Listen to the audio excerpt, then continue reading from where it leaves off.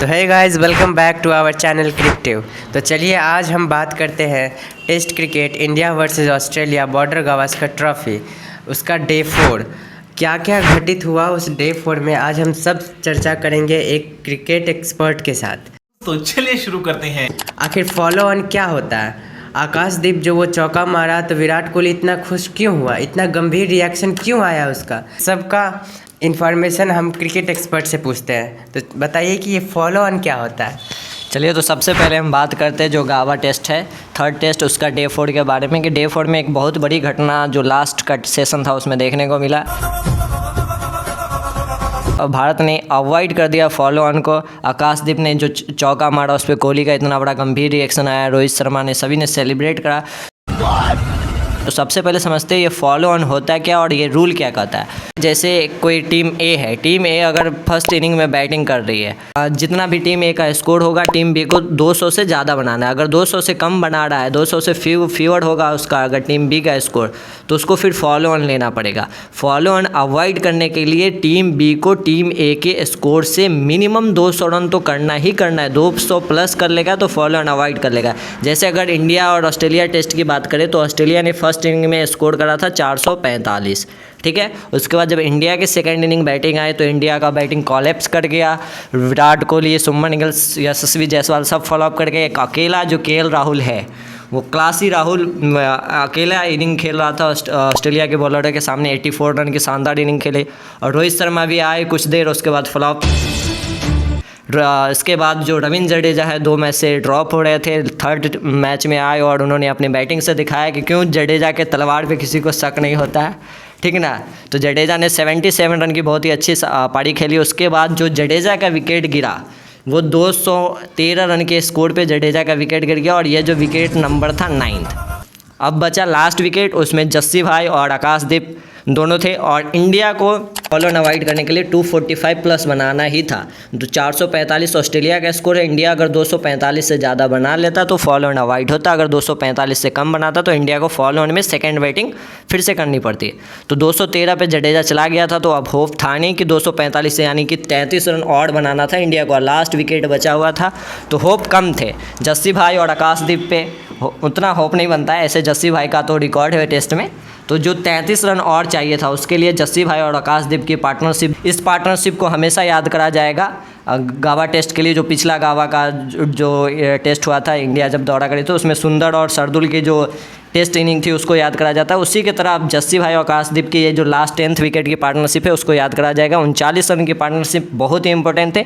India ने follow on avoid करा। जब इंडिया जो था वो 241 के स्कोर पे था तो इंडिया को उस समय 4 रन और चाहिए था कि इंडिया जो है 245-46 बना ले तो फॉलो ऑन अवॉइड कर लेगा।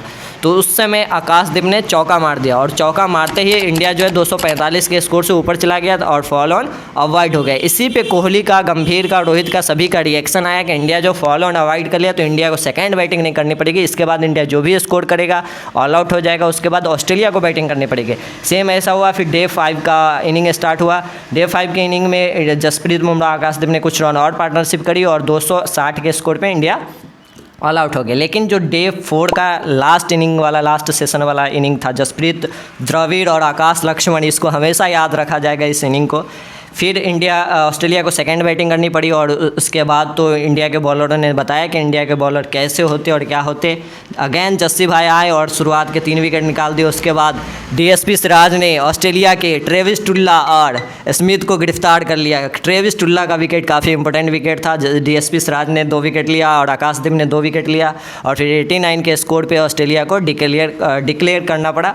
और सेकेंड इनिंग जो ऑस्ट्रेलिया के वो 89 पे डिक्लेयर हो गए और इंडिया को जीतने के लिए मिला 275 का स्कोर, जिसको बनाना था 55 ओवर में। और इंडिया ने शुरुआत बहुत अच्छी करी। केएल राहुल ने 4 का स्कोर कर लिया था, जायसवाल ने 4 का स्कोर कर लिया था। लेकिन इसके बाद फिर वही बारिश आ गई और इंडिया को जो बारिश की वजह से गेम रुकना पड़ा और देखते ही देखते बारिश रुकी नहीं और इंडिया का जो मैच था वो मैच ड्रॉ हो गया। और इंडिया जो है जीतते जीतते बारिश की वजह से हार गई। 275 रन 55 ओवर में कोई ज़्यादा नहीं था, इंडिया ईजिली चेस कर सकता था। इंडिया के पास जायसवाल थे, जायसवाल एग्रेसिव अप्रोच दिखाने ही वाले थे और बैक एंड में ऋषभ पंत है, हिटमैन है, विराट कोहली है। 275 इनफ, ज़्यादा नहीं था, इंडिया आराम से स्कोर कर लेता।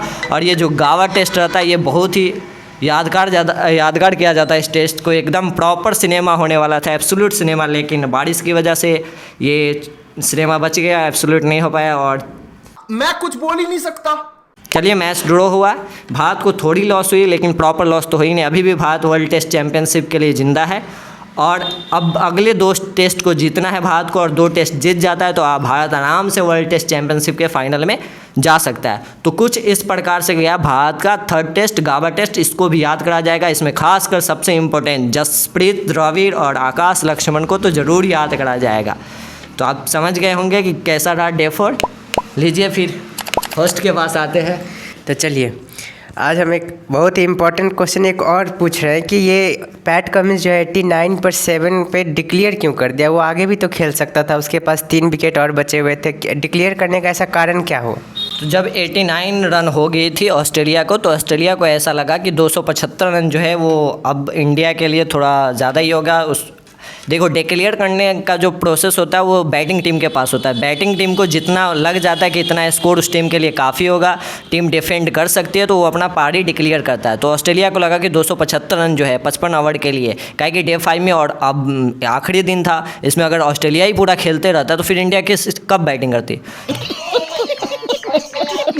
और अगर ऑस्ट्रेलिया डिक्लेयर नहीं भी करता ना, तो ऑस्ट्रेलिया के लास्ट 3 विकेट थे, पुछल्ले बल्लेबाज थे, डीएसपी साहब, जस्सी भाई आते, 10-15 रन में ओवरऑल ऑल आउट हो ही जाता है। इतना अच्छी बॉलिंग है ना भारत के सेकंड इनिंग की कि कुछ कहा ही नहीं जा सकता है। तो इस प्रकार से ऑस्ट्रेलिया को डिक्लेयर करना पड़ा। लेकिन चलिए मैच बारिश की वजह से ड्रॉ हो गया।